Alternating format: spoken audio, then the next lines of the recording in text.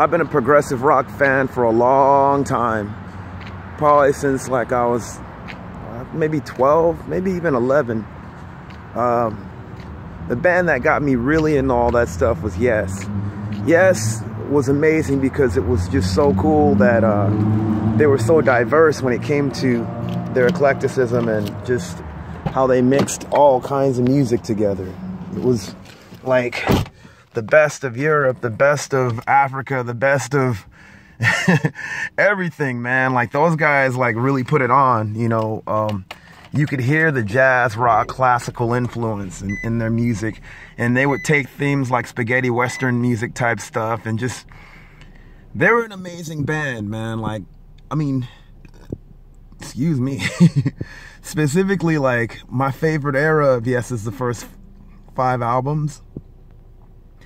The Yes album, Yes, A Time and a Word, the Yes album, Fragile and Close to the Edge. And I would say mainly because of the rhythm section. Bill Bruford and Chris Squire, rest in peace Chris Squire. Chris Squire actually is a huge influence on me as a young bass player when I first started. They kept that rhythm section killing it, dude. Like the stuff that they would do was just amazing. I just thought it was awesome. And I like the fact that you know, a lot of these progressive rock guys, they would give credit where credit was due. Like, I'm probably gonna veer off the subject of Yes real quick, but I have to say this. You know, like the guy, like Peter Hamill from Vandergraaf and a few other guys that, you know, were giving props to, you know, cats like Hendrix, and they were in the Coal Train and all that stuff, you know, and everyone that came before them, in a sense, you know, they were influenced by, you know, cats like Stravinsky and all that, and jazz, and I mean, just that genre of music is very eclectic, and I think Yes was, you know, they were more popular than any of those other progressive rock bands for that reason. You know, I don't know why they were so much singled out, but at the same time I do. They definitely were, I guess you could say, a perfect band, and so many bands tried to copy them in a lot of ways too. Then there was groups like King Crimson. You know, King Crimson was dark in a lot of ways, and their first era was more, some people would call it psychedelic or whatever. It was kind of all over. It's like some of it was like just really heavy type stuff, like obviously 21st Century Schizoid Man was the heaviest song on their first album. And here's my theory on this, if every song was like 21st Century Schizoid Man on that first album, they would have been pretty much the progenitors of heavy metal. Even though some people might say that they're the progenitors of progressive metal, but I'm saying that because Black Sabbath pretty much took that over at a certain time. Actually, no, they're named for it because they were more consistent than a lot of bands were. There were a lot of bands that were playing heavy stuff back then, and those tritones, and you know, had apocalyptic themes, but Sabbath did it more on a consistent basis. I'm not, you know, taking any credit away from Sabbath, but I think if Crimson would have did the same thing, you know, they would have been like totally like the godfathers or even the fathers of heavy metal, which they did more so on their my favorite era, the Red era King Crimson, people call it, the 73-74 recordings of King Crimson. Lark Tongues and Aspect, Red, and Starless as Bible Black. Sorry, I'm like all over the place. Definitely really cool stuff. I love John Wetton's bass playing, very aggressive and very dark. It was a huge influence on me coming up, playing that and then infusing it with the punk rock stuff that I was doing as well. You know, listening to a lot of these bands, especially Yes, you could hear the composition involved in it, and just kind of how they put it more in a rock format and how they mixed all these genres. You know, you had also Emerson, Lake and Palmer, who was definitely like covering classical tunes and putting their own touch to it, making it jazzy and making it rock too. You know, that was the key thing that really stood out to me. A lot of these bands were playing jazz and rock at the same time, you know, from that standard. And you had, of course, a lot of the fusion cats that were coming from the jazz side of that. Literally, they were jazz musicians, like professional, revered jazz musicians that came on that side, crossed over to more rock and roll stuff. Tony Williams being one of the first. Tony Williams doesn't get a lot of credit, but I love that Jack DeJohnette article that he wrote in his retrospective about Tony being one of the first to actually want to play rock and roll. This brother was into the MC5 and Jimi Hendrix, and that was the influence of Tony Williams' Lifetime. You know, Tony Williams' Lifetime, if you've never heard it, check that out, especially the first and definitely the second album.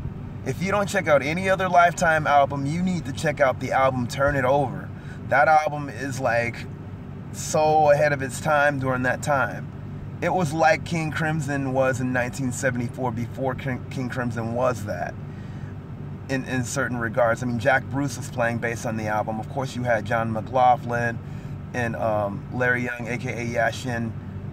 I always mess his name up, his Muslim or Arabic name up. Khalid Yashlin, that's his name. Who else? I think I missed somebody. Or did I get all four of those dudes? Yeah, I got them all. Oh, yeah, man, Tony just killed it on that album. Such a dark and protesting album, man. Like, and just heavy. It's heavy, man. Especially Vuelta Abajo.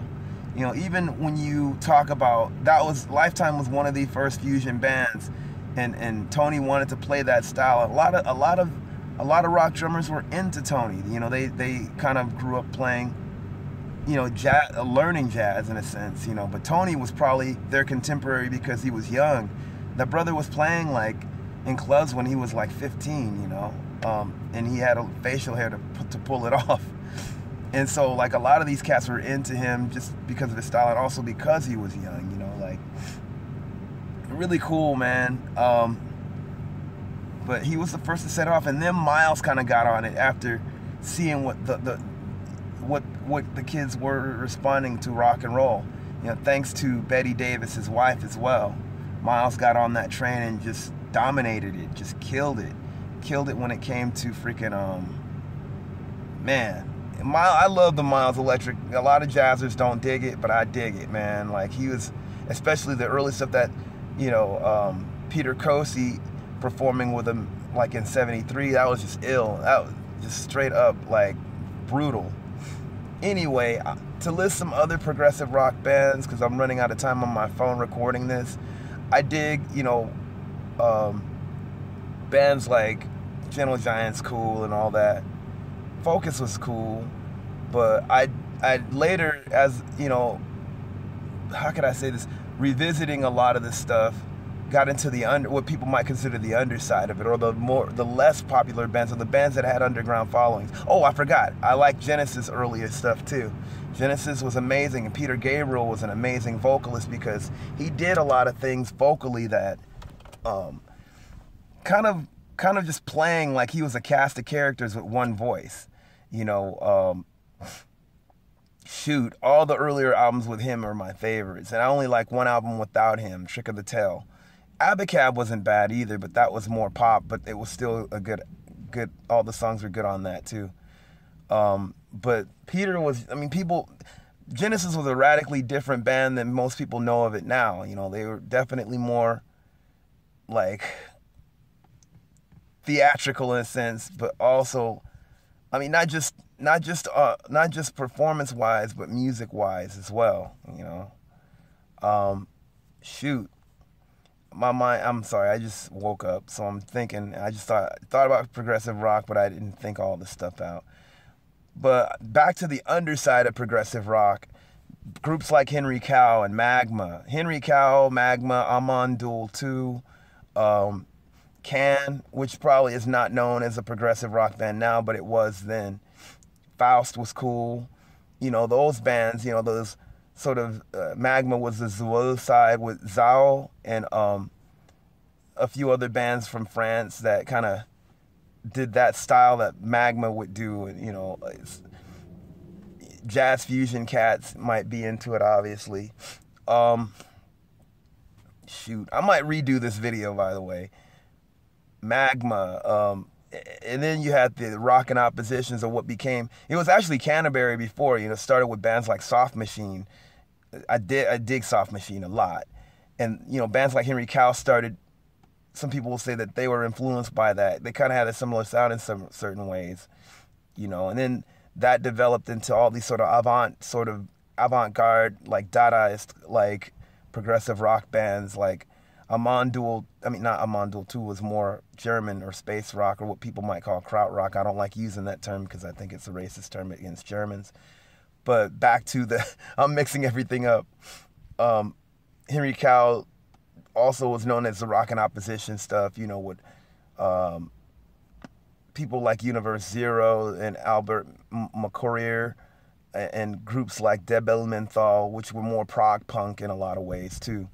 Art Bears, a lot of cool stuff. Progressive rock is like my favorite because of a lot of the changes and how eclectic it was. You know, there are progressive rock bands that I don't like, but I could explain that in another video if I ever do this particular video over again. Progressive rock still exists today with groups like one of my favorite bands from Los Angeles via San Diego called Upsilon A Crux.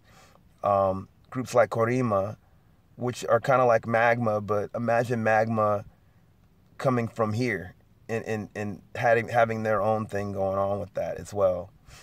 And there's, you know, groups, the brutal prog stuff, which to me started with King Crimson's Red, but the brother that Weasel Walter would say started when Magma did brutal prog. I mean, I'm sorry, De Futura.